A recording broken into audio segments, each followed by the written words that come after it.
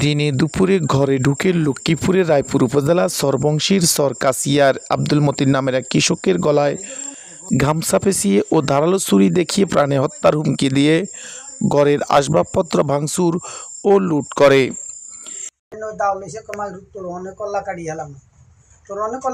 কোনো শব্দ করতে না, টাকা পয়সা কি আছে, স্বর্ণ কি আছে এগুলা দিবি। আমার মোবাইলের বিকাশ নম্বর চেক করছে, দেখে যে আমার বিকাশ নম্বর শূন্য, এক টাকাও নাই। তখন আমার কইছে মাদার সুদ টাকা দি যাবি, এই তোরে নম্বর লেগে দিয়ে গেছি হি আর কলো বারে দি, এই নম্বর দিয়ে আমার কল করে টাকা দিবি। আর যদি টাকা না দেস তাহলে তোরে একা জিয়ানে ভাই গুম করিয়া। 8 জনের ডাকাত চক্র চালের ড্রামের তালা ভেঙে নগদ 2,60,000 টাকা, প্রায় 1 ভরি ওজনের স্বর্ণের কানের পাশা ও জায়গা জমির মূল্যবান দলিল খতিয়ানো সরকারি জমির নথি নিয়ে যায়। ধরে হ্যাঁ কিছু করতে পারে, হ্যাঁ কোনো রাও শব্দ কিছু নেই, এর কিলে গুছিয়ে মারিয়া ধরে রায় না। পরে 3 জনে ধরে রাখছে, আর গুনে সব যা আছে তো করে তাকে দরজা ভাঙছে, আমার আলমারি ভাঙছে, ডেরেম ভাঙছে, তালা তুলা ভাঙে সব কিছু হালে দিছে।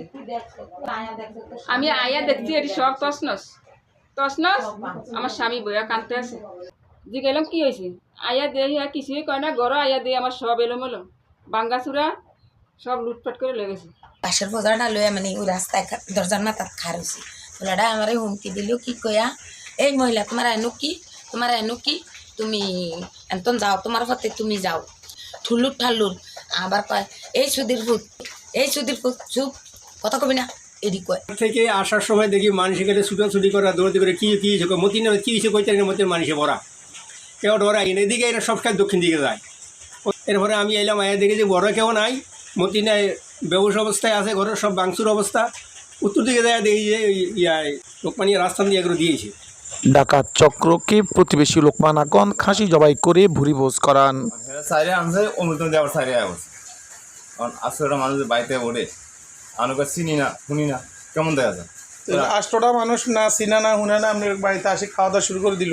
হয় এরকম যে আমার ব্যাগটি চোখটি লাল, আমার ভাই এনে বইছে, ভাই আমি ভাই আমরা মানুষ 4 জন, আমার রান্না তো কম, যা আছে আমরা দেখে খাই না, খাইছে তোরা খাই দেয় এনে বাইরে আমার ভাই আমরা বারাঘাট যাবো, কমে দেয় দেয় আমার এনে যা এনে গেল সামনে রাস্তা আছে, আমরা এনে যাইতে পারবেন গিয়ে।